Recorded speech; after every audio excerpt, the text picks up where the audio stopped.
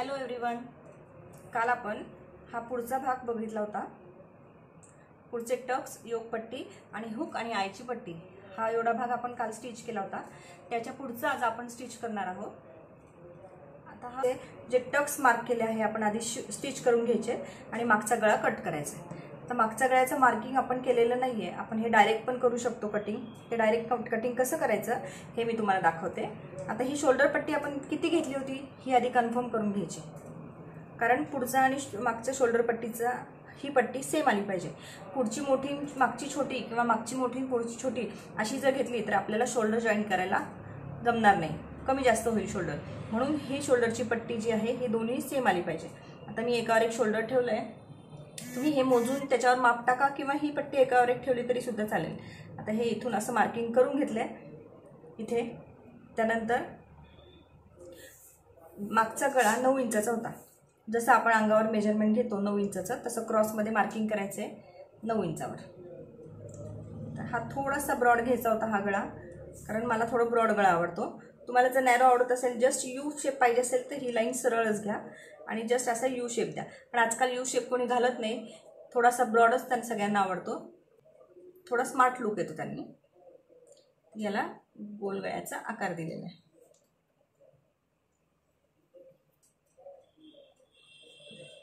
आलं लक्षात? आता हा गळा कट करून घ्यायचा आहे.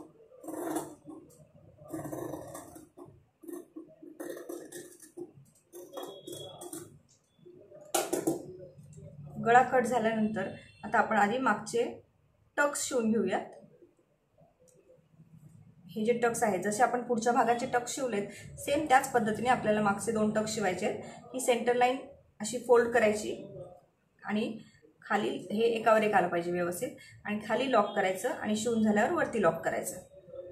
लॉक कसं करायचं मी तुम्हाला मागच्या भागातच दाखवलं होतं. हे बघा, तरीसुद्धा बघा मी घोडा थोडासा उचलते, मशीन चालूच ठेवणार आहे, घोडा उचलणार आणि हाताने कापड पुढे मागे करणार.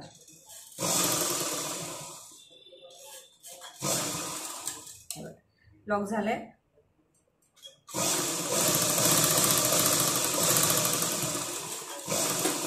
टक्स, कुठलेही टक्स शिवताना कापड ओढायचं नाही आपल्याला, नाहीतर झोळ येईल आपल्या ब्लाऊजमध्ये. सेंटर लाईन परत पकडली ही.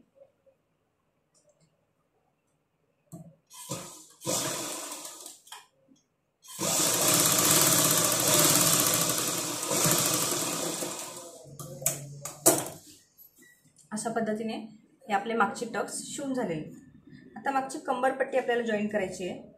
तर आपण काय करायचं, हे असं फोल्ड करून घ्यायचं. हे बघा, हे टक्स एकावर एक आलेले आहेत ना आपले. हे बघा, आता हा शेप थोडासा खाली गेला आहे, तर आपण काय करायचं, इथून अर्धा इंच थोडंसं वरती घ्यायचं आणि हा शेप इथे मर्ज करून टाकायचा. म्हणजे ब्लाऊज घातल्यानंतर काय होतं, बऱ्याच वेळेला हे 2 टोकं खाली जातात आणि मधला भाग वर येतो.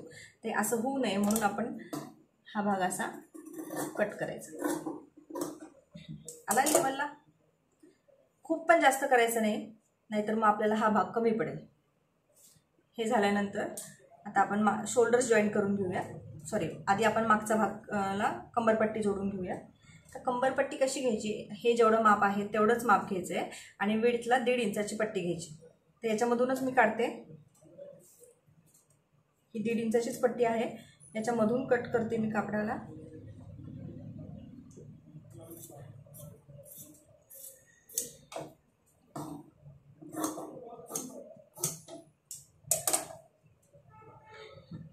हे 2 पट्ट्या आता जॉईन करून घेते.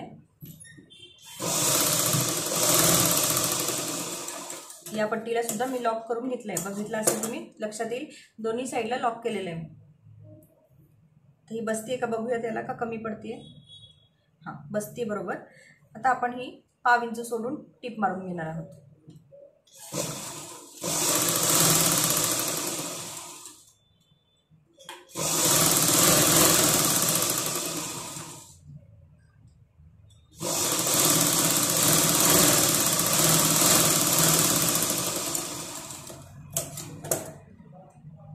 आता इथे टिप मारून झाली आहे. आता हे असं फोल्ड करायचं. हुकची पट्टी आपण कशी लावली होती, 1.5 इंचाची पट्टी काढली होती, कालच दाखवलं. इथे एक 1/2 इंचावर टिप मारली नंतर असं फोल्ड करून इथे दाब टिप मारली आणि मग ही पट्टी पूर्णपणे आतमध्ये फोल्ड केली. अशाच पद्धतीने सेम आपल्याला कमरेची पट्टी पण लावायची आहे.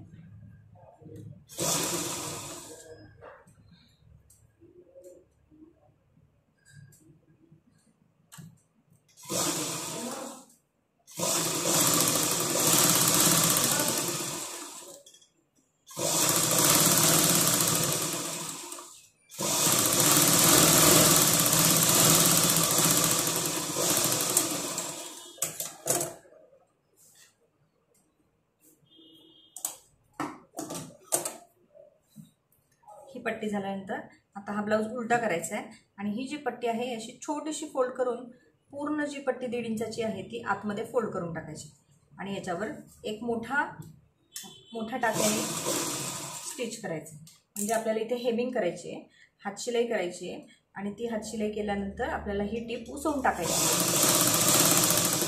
त्यामुळे मोठ्या टाक्याने मी इथे टीप मारते.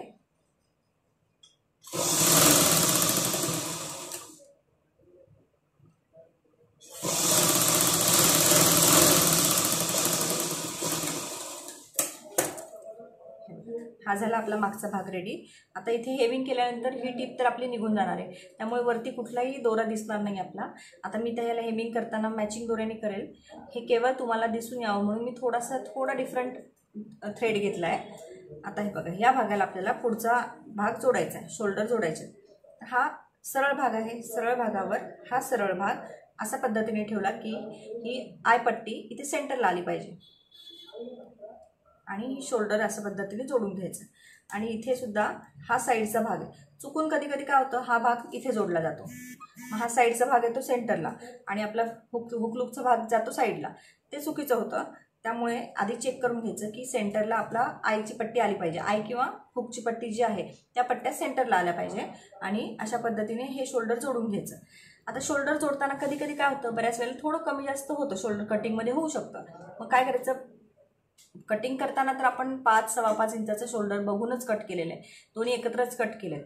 पण गळा कट करताना कमी जास्त होऊ शकतं, एखादी लाईन 1/2 इंच वगैरे कमी जास्त होऊ शकतं. तर आपण हे शोल्डर जेव्हा शिवायला घेतो तेव्हा ह्या बाहेरच्या भागावरून लेवल करायची.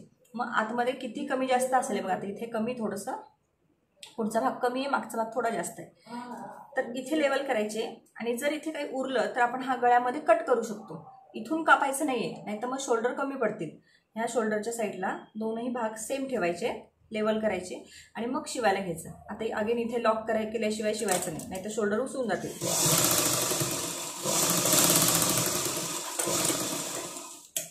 इथे डबल टिप मारायची आपल्याला शोल्डरला.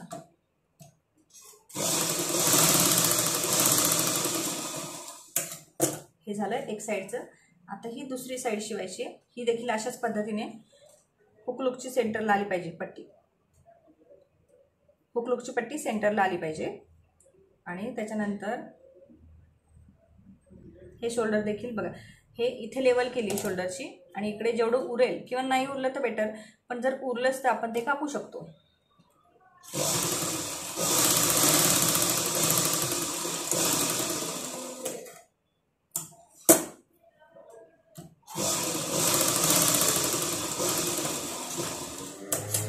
शोल्डर घेताना मी खूप जास्त पण आतमध्ये घेतलं नाही आहे आणि खूप कॉर्नरला पण शिवलं नाही आहे. कॉर्नरला जर शिवलं तरीसुद्धा तुमचे शोल्डर्स उतरू शकता.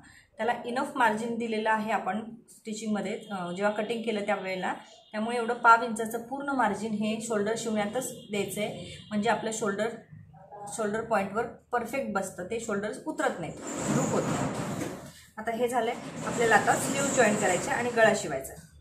तर स्लीव्ज जॉईन करण्यासाठी हा जो साईडचा भाग आहे, तर हा भाग बघा, हा थोडासा बाहेर आला आहे ना, हा योगपट्टीचा भाग आपण हा कट करून घेणार आहोत, लेवलमध्ये कट करून घ्यायचा आहे. त्यानंतर हे दोन्ही भाग एकावर एक ठेवायचे. हा मागचा भाग आणि हा पुढचा भाग हा एकावर एक ठेवायचा.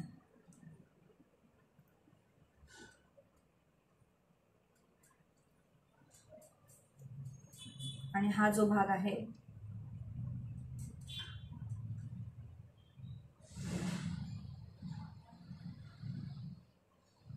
हा लेवल करून, आता बघा इथे हा डिफरन्स दिसतोय आपल्याला, ही लाईन सरळ अशी ड्रॉ करून घ्यायची.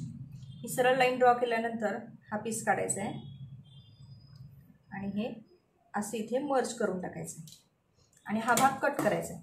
हा जो साईडचा भाग आहे आपला हा लेवलमध्येच आला पाहिजे.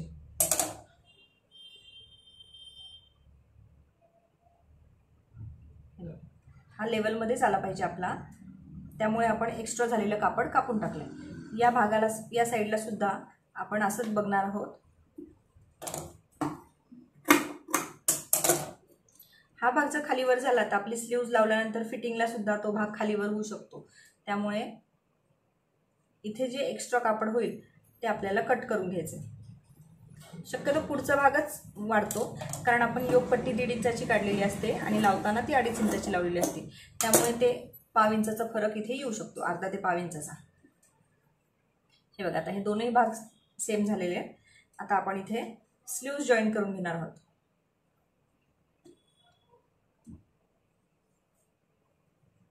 हे आहेत आपले स्लीव्ज. आता हा उलटा भाग इथे मार्क करते आणि इकडचा उलटा भाग इथे मार्क करते. म्हणजे हे 2 भाग आहेत, 2 स्लीव्ज आहेत. आता बघा हा जो भाग आहे हा पुढचा भाग आहे. या पुढच्या भागाला मला हा जो खड्डा आहे आपल्या हा स्लीव्सचा खड्डा सुद्धा इथेच आला पाहिजे. हा पुढचा भाग आहे, हा मागचा भाग आहे. हा पुढचा भाग जो आहे पुढेच लागला पाहिजे. म्हणजे ही स्लीव्स अशा पद्धतीने आपली जोडली गेली पाहिजे. म्हणजे हा पुढच्या भागाला पुढचा मुंडा लागला पाहिजे आणि हा जो फुगीर भाग आहे फुगीर भाग मागच्या मुंड्याला लागला पाहिजे. तर आपण लावताना कसं करणार, ही स्लीव्स अशी उलटी करणार आणि ही याच्यावर ठेवून बघणार स्लीव्स बरोबर बसते की नाही. आता ही सेंटरला तर सेंटरची लाईन आली आपली, बरोबर आपली स्लीव्स एकदम परफेक्ट बसते.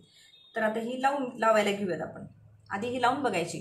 कमी जास्त होत असेल तर स्लीव्जला आपल्याला कटिंग करावं लागतं, कधी थोडाफार जॉईंट द्यावा लागतो. आणि पाव इंच जर कमी पडत असेल तर दोन्ही साईडला थोडं थोडं सोडायचं आणि स्लीव्ज जॉईन करून घ्यायची.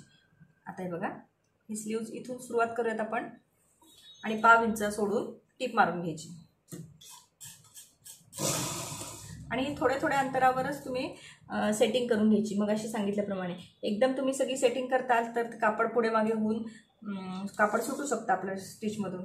हे बघा मी थोड्याच अंतरावर ही टीप धरते, असं कापड धरते. इथपर्यंत सेटिंग केलं, इथपर्यंत शिवून घेणार. आता इथून पुढचं सेटिंग करते. खालचं कापड ओढायचं नाही, कुठलंच कापड ओढायचं नाही शिवताना. एकावर एक ठेवलंय अशी टीप मारायची.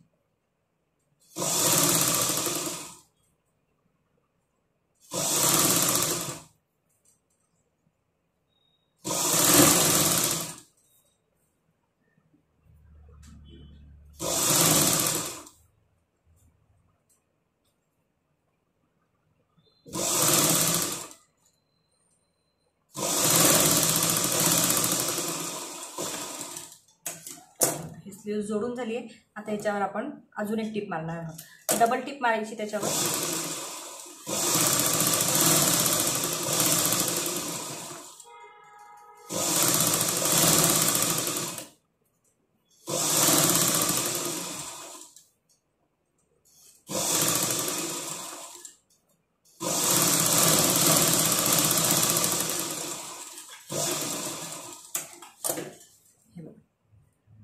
सरळ केल्यानंतर ही स्लीव्ज आपली जॉईन झाली. आता या स्लीव्जला खाली फिनिशिंग करायची आहे. उलटी स्लीव्ज पकडली. आता इथे तुम्ही 1.5 इंचाचं मार्किंग करून घेऊ शकता किंवा डायरेक्ट जर प्रॅक्टिस असेल तर डायरेक्ट फोल्ड करू शकता. जे आपण पूर्ण स्लीव्जची उंची प्लस 1.5 इंच जे ॲड केले होते स्लीव्जमध्ये ते आपल्याला फोल्ड करायचे. मी 1.25 इंचाचंच मार्किंग करते इथे, कारण जे मार्जिन ठेवलं होतं आपण 1.5 इंचाचं त्यातलं पाव इंच स्लीव्ज जॉईन करण्यामध्ये गेले. म्हणजे हे 1.25 इंचच उरलेलं आहे. मी 1.25 इंचावरच मार्किंग करते म्हणजे आपली स्लीव्ज छोटी होणार नाही. ही लाईन मारली. आता ही लाईन पूर्णपणे आपल्याला ही फोल्ड करून घ्यायची अशी आणि इथे छोटा फोल्ड करायचा. मग अशी दाखवल्याप्रमाणे हा छोटा फोल्ड करायचा आहे आणि परत एक मोठा फोल्ड करायचा.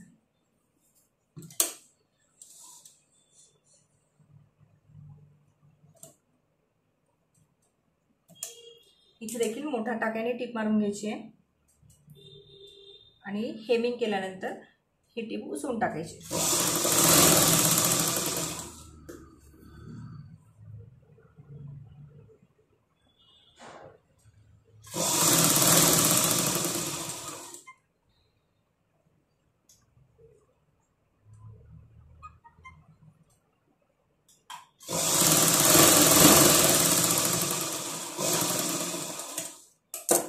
ही झाली आपली एक स्लीव्ज तयार। हे बघा अशा पद्धतीने पूर्ण जोडून झाली आहे आणि खालची फिनिशिंग पण झाली। आता आपण दुसरी स्लीव्ज जोडायला घेऊया।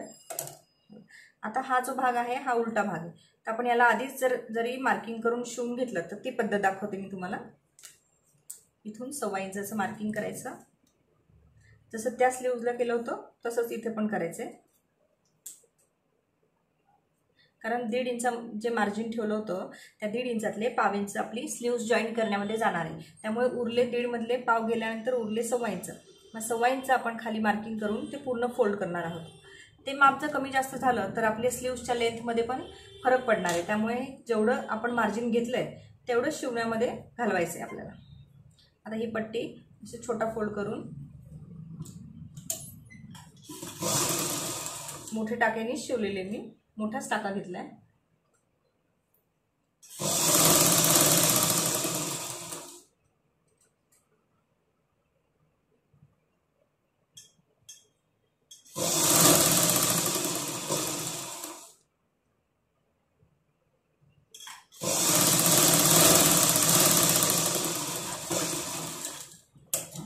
ही टिप मारून झाली आहे।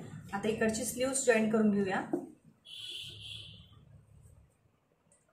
आता मग अशी हा भाग पुढचा भाग इथे पुढे होता, आता हा उलट्या साईडने येणार आहे, या साईडने येणार आहे। आधी मागचा भाग जोडावा लागेल आपल्याला। हे बघा आता इथे मागचा भाग आला, म्हणजेच हे अशा पद्धतीने येणार। हे सुद्धा अशी उलटी स्लीव्स ठेवून शिवायला घ्यायचं इथून।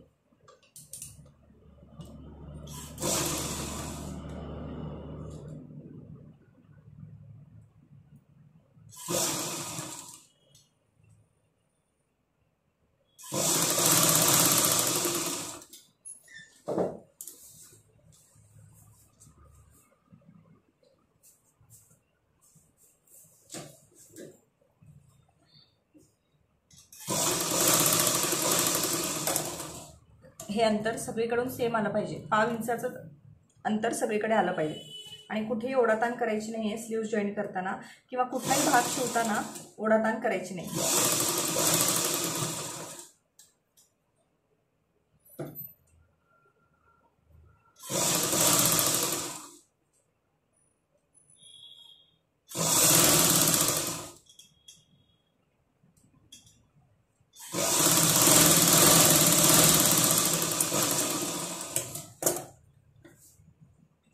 ही स्लीव्ज लावून झाली आहे। आता याला डबल टिप मारायची।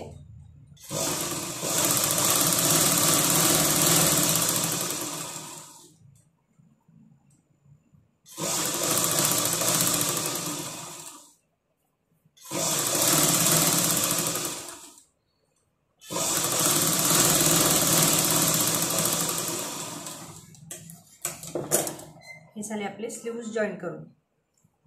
हे बघा अशा पद्धतीने आपली स्लीव्ज सुद्धा जॉईन करून झालेली आहे। आता आपण गळ्याचा भाग शिवून घेऊयात, म्हणजे गळा ताणला जाणार नाही। हा गळा काय होतो, आपण गळा कट करून घेतला ना की शिवला नाही लवकर तर ओढाताण करण्यामध्ये गळाची लेंथ ताणली जाते आणि त्यामुळे शोल्डर उतरण्याची शक्यता जास्त असते। आता आपण जे फिनिशिंगसाठी पट्ट्या वापरल्या होत्या तुम्ही बघितलं असेल, मी साईडच्या कापून अगदी कट टू कट वापर केला होता। कुठलीच पट्टी मी वाया घालवली नव्हती, कारण आपल्याला गळ्याला क्रॉस पट्ट्या लागणार आहे। क्रॉस पट्ट्या म्हणजे कशा, हे बघा हे जे कापड आहे हे स्ट्रेट ग्रेनमध्ये आहे, हे स्ट्रेट आहे, हे पण स्ट्रेट आहे आणि हे जे असं क्रॉसमध्ये आहे हे बघा हे असं ताणलं जातं। हे स्ट्रेट कापड जे आहे ते ताणलं जात नाही किंवा आडवं उभं कापड ताणलं जात नाही, पण हे असं क्रॉसमध्ये कापड घेतलं, तुम्ही अंगात घातलेला ड्रेस सुद्धा ताणून बघा, असं तिरका जर घेतला तर तो ताणला जातो आणि असं सरळ जर ओढला तर तो ताणला जात नाही। आता आपल्याला या गोल गळ्याला पट्टी लावायची, ती अशी सरळ पट्टी घेऊन उपयोग नाही, कारण ती टर्न होत नाही व्यवस्थित। हे क्रॉस कापड असतं, हे टर्न व्हायला मदत होते, म्हणून आपल्याला ह्या अशा क्रॉस पट्ट्या कापायच्या। या क्रॉस पट्ट्या म्हणजे काय, कापडामध्येच असं क्रॉस म्हणजे बायसमध्ये पट्टी घ्यायची। आता हे कापड फोल्ड करते, म्हणजे 2 पट्ट्या एका वेळेला निघतील माझ्या। ही लेवल करून घेतली। आता इथे 1.25 इंचाची पट्टी आपल्याला गळा शिवण्यासाठी पाहिजे। मी मोजून घेते 1.25 इंचाच्या पट्ट्या।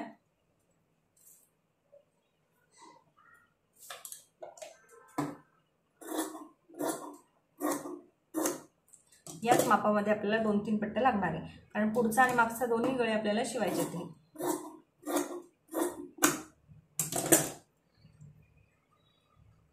ब्लाऊज शिवताना त्यातलं कुठलंही कटिंग केल्यानंतर कुठलंही कापड त्यातलं फेकून द्यायचं नाही, वाया घालवायचं नाही, कारण ब्लाऊजला छोटे छोटे उरलेले कापडसुद्धा आपल्याला कामी येतात. बघा आता ह्या 3 पट्ट्या मी कट केलेल्या आहेत. ह्या एकमेकांना कशा जोडायच्या ते नीट बघा.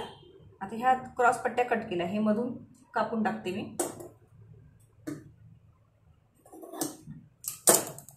आता ही जर सरळ पट्टी पाहिजे, इथून पण क्रॉस आहे, इथून पण क्रॉस आहे, इथून पण क्रॉस आहे. आता आपण काय करायचं, ही पट्टी अशी घेतली की ही सरळ येणार, म्हणून काय करायचं, ही अशी धरायची.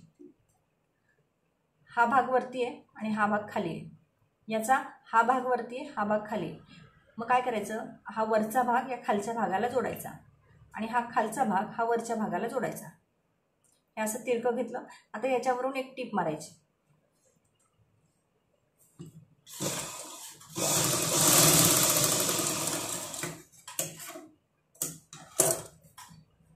हे बघा आली ही सरळ पट्टी. याला हे अशा पद्धतीने दोन्ही त्याचे तोंड असे फोल्ड करून असं नेल्सने असं त्याला घासा थोडंसं, म्हणजे स्ट्रेट होईल. ही झाली स्ट्रेट. इथे व्यवस्थित फिनिशिंग आली. पण ही ओरिजिनली क्रॉस पट्टी बघा, ताणली जाते, प्रत्येक पट्टी ताणली जाणार आहे आपली. आता ही पट्टी याला जॉईन करायची. हे मधलं मी कटिंग करून टाकते. ही पट्टी याला जोडताना कशी जोडायची, सेम मेथडने, म्हणजे हा खालचा भाग आहे त्याला हा वरचा भाग जोडते आणि वरच्या भागाला खालचा भाग. हा असा व्ही शेप आपोआप तयार होतो बघा. असा शेप तयार व्हायला पाहिजे.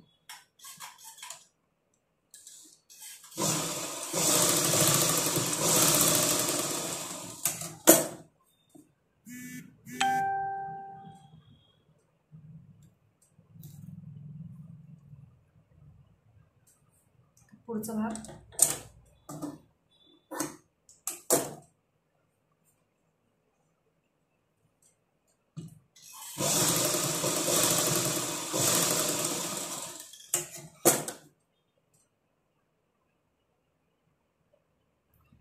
असं व्यवस्थितपणे जर तुम्ही सुरुवातीपासून जर प्रॅक्टिस केली तर तुमचं ब्लाऊजमध्ये फिनिशिंग आपोआपच येईल.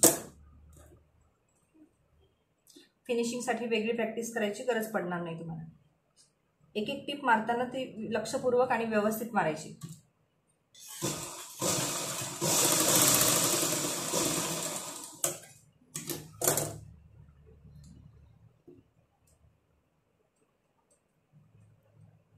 ही पण क्रॉस होते.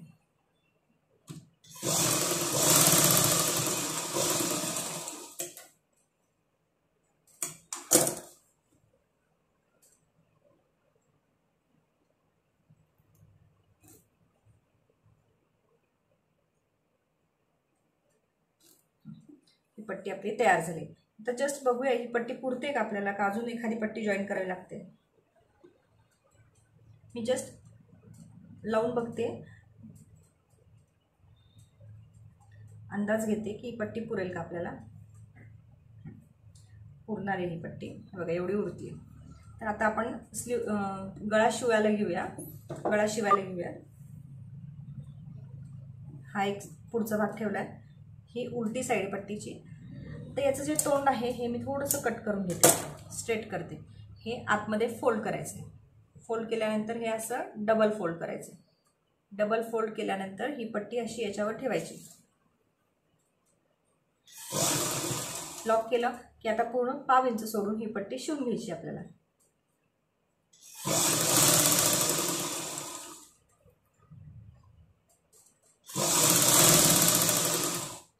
हे बघा अशा पद्धतीने ही पट्टी शिवून घ्यायची सगळी. कुठली पट्टी क्रॉस पट्टी ओढली गेली नाही पाहिजे किंवा ब्लाऊज सुद्धा ओढू नका.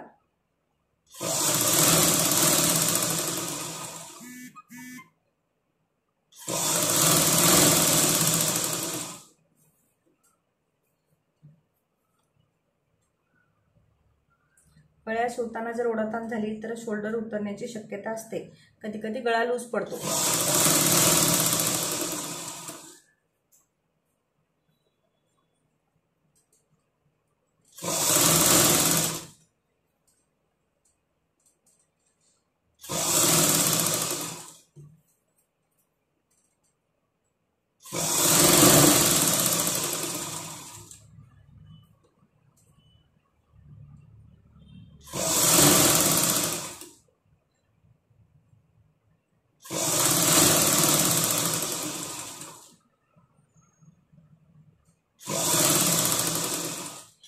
आता एंड आलाय. एंडला काय करते मी, थोडंसं जेवढं आपल्याला माप गरज आहे त्याच्यापेक्षा अर्धा 1 इंच कापड पट्टी जास्त घेतली मी. आणि इथे पण जसं आपण स्टार्टिंगला फोल्ड केलं होतं त्याच पद्धतीने या साईडला पण आपल्याला फोल्ड करायचं फिनिशिंगसाठी.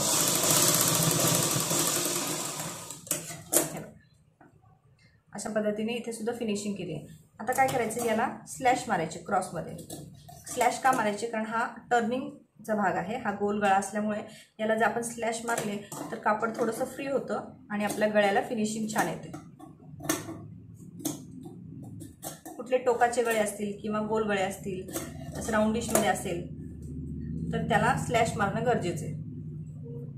म्हणजे मोस्टली प्रत्येक गळ्याला स्लॅश मारल्याशिवाय आपल्याला पलटी करता येणार नाही.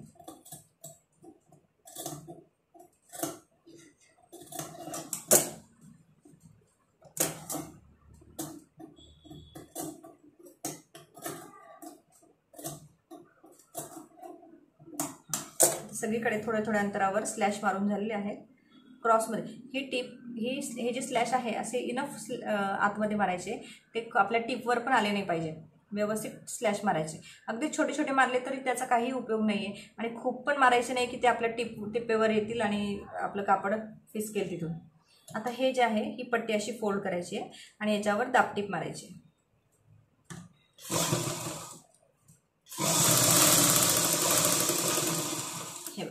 हे अशा पद्धतीने दाबटीप मारल्यामुळे काय होतं, हे जे आतमधले स्टिचेस आहेत हे सगळे एका साईडला गेलेले आहे, उरलेलं कापड, आणि त्याच्यावर एक दाबटीप मारलेली आपण, त्याच्यावर दाब बसलाय. त्यामुळे याची आता गळा फोल्ड करताना फिनिशिंग चांगली येणार आहे. याला दाबटीप किंवा प्रेस स्टिच म्हणतात.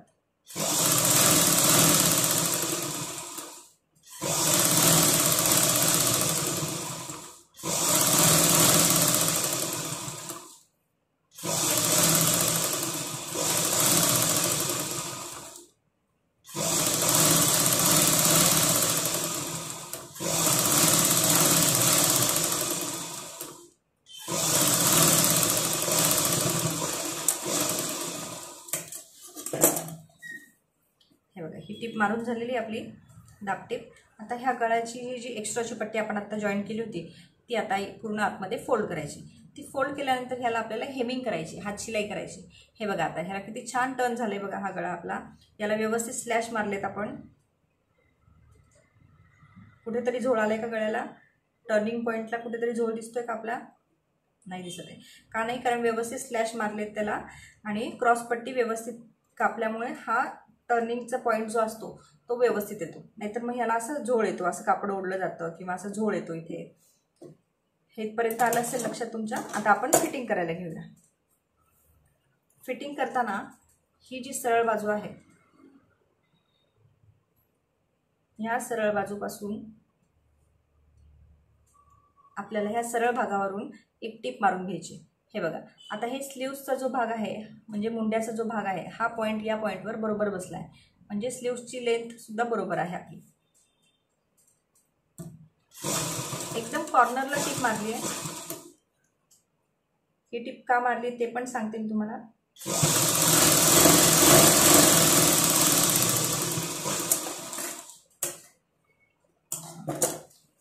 या सरळ भागावर आपण आधी सरळ टिप मारून घेतली एकदम कॉर्नरला. आता काय करायचं, हे उलटी बाजू घ्यायची आणि याच्यावरून एक 1/2 इंच सोडून अजून एक टिप मारून घ्यायची आपल्याला.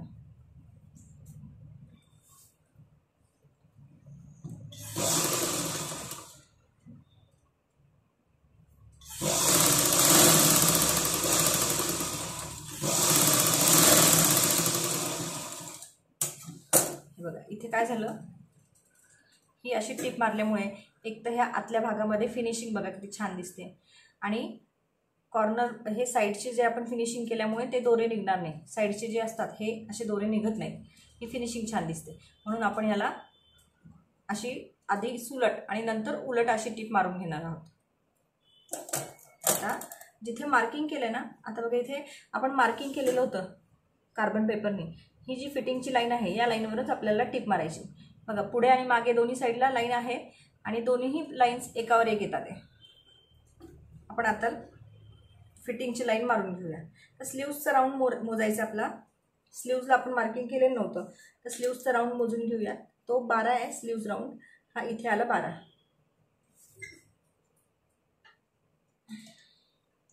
12वर मार्किंग करते आणि ही जी लाईन आहे ही इथे जोडून टाकते.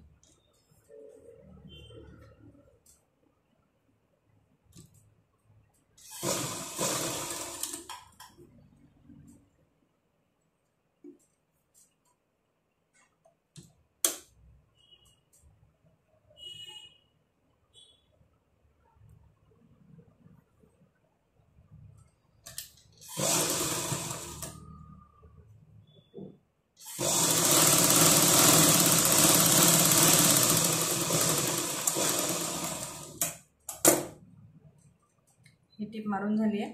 आता इथे याच्या बाजूला आपण अजून 1-2 टिपा मारू शकतो.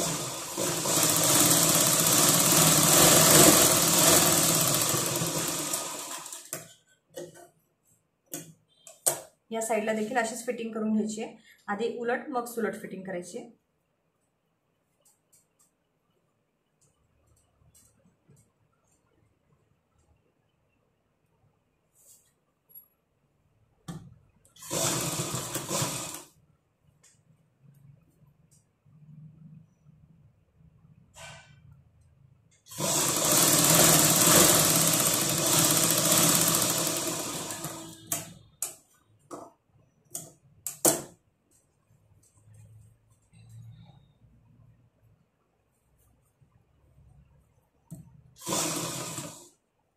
इथे सुद्धा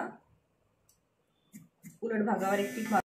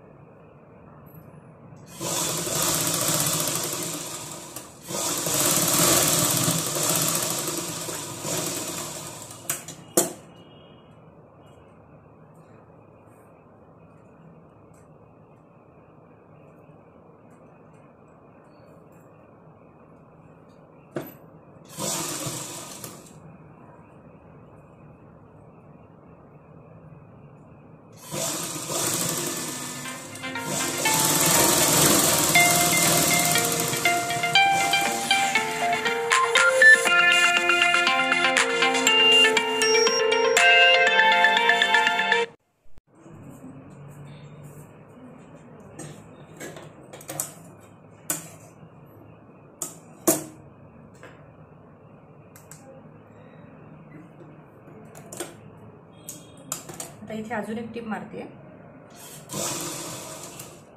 फिटिंगसाठी तुम्ही कमीत कमी 2 टिपा तरी मारायच्या आहेत. म्हणजे एखादी उसवावी लागली की दुसरी टिप असते, किंवा 2-3 टिपा तुम्ही मारू शकता.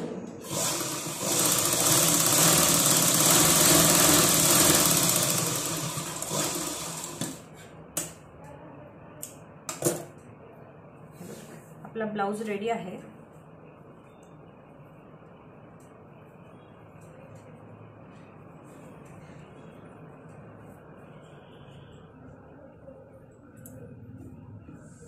आता आपण मेजरमेंट्स मोजून घेऊया. आपण 34 छातीचं माप काढलं होतं. 34चा चौथा भाग 8.5 प्लस अर्धा म्हणजे 9 इंच आपली ही पट्टी आलं पाहिजे. हे बघा इथे मार्किंग आहे आपलं. हे इथे फिटिंग आहे. या फिटिंगपासून इथून तिथपर्यंत म्हणजे ही पट्टी सोडली आपण, आईची पट्टी सोडून ह्या पॉईंटपासून ते या पॉईंटपर्यंत हे 9 इंचाचं अंतर आलं पाहिजे. खूप ताणलं पण नाही आहे आणि खूप लूज पण सोडायचं नाही. पूर्ण 9 इंचाचं आलं आहे. कारण छातीचा चौथा भाग प्लस अर्धा इंच म्हणजे 8.5 प्लस अर्धा हे 9 इंचचं आलं पाहिजे.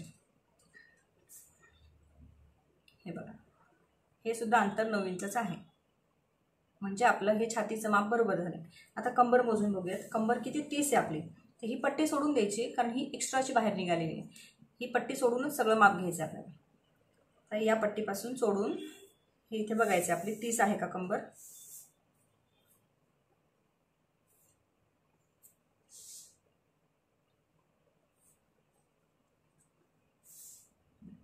ही 29 कंबर आहे. तर आपल्याला 30 पाहिजे, तर इकडे थोडंसं लूज करावं लागेल आपल्याला कंबर. इथे एक दाब इकडे लूज करते आणि एक दाब इकडे, म्हणजे टोटल 1 इंच असं लूज होऊन जाईल. हे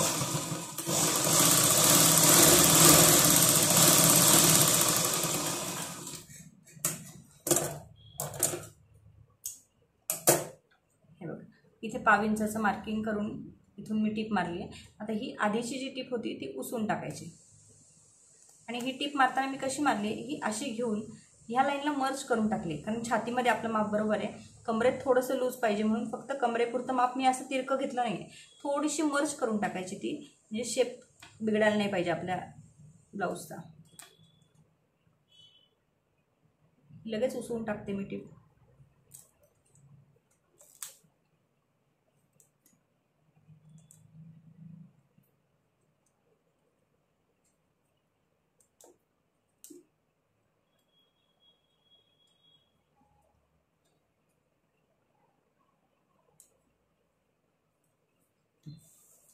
इकडचं सुद्धा अशाच पद्धतीने थोडंसं लूज करते.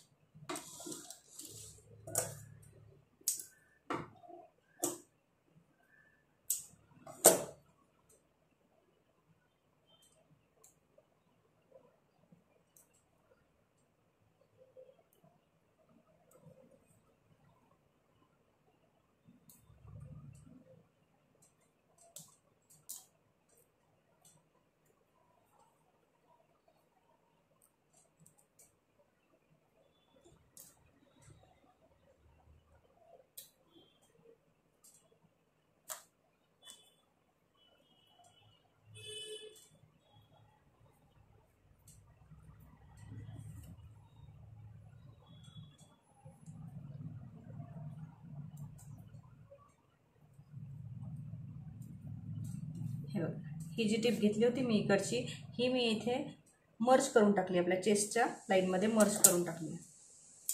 त्यामुळे आपण हा जर ब्लाऊजची साईडची फिटिंग बघितली तर ही बघा अशी सरळ दिसते, सरळ दिसते की नाही. ही जर अशी तिरकी किंवा अशी मध्येच शेपलेस झाली तर आपल्या ब्लाऊजला फिटिंगला पण प्रॉब्लेम येतो. आपला हा ब्लाऊज तयार झाला आहे. आता प्रेस बटन पट्टी कशी लावायची ते मी तुम्हाला दाखवते.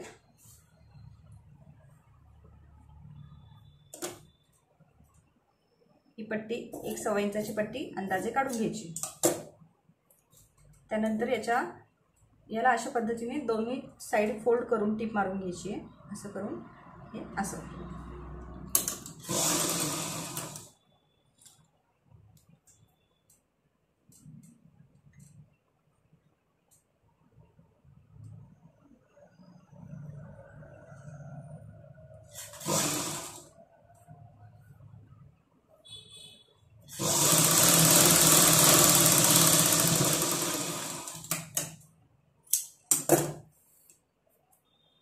ही पट्टी तयार झाली. आपण याचे 2 भाग करूयात आणि दोन्ही साईडला एक एक भाग शिवून टाकायचा.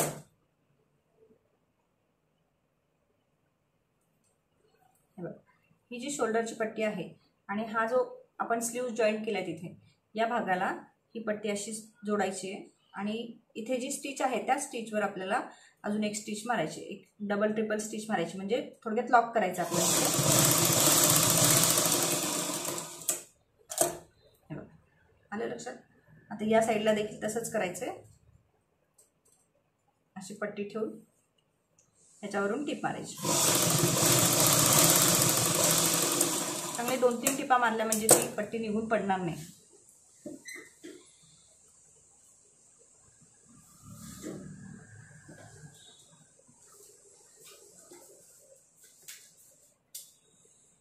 आपलं ब्लाऊज शिवून तयार झाला आहे. आता आपण पुढच्या भागात हुक्स आणि आय कसे करायचे ते बघणार आहोत.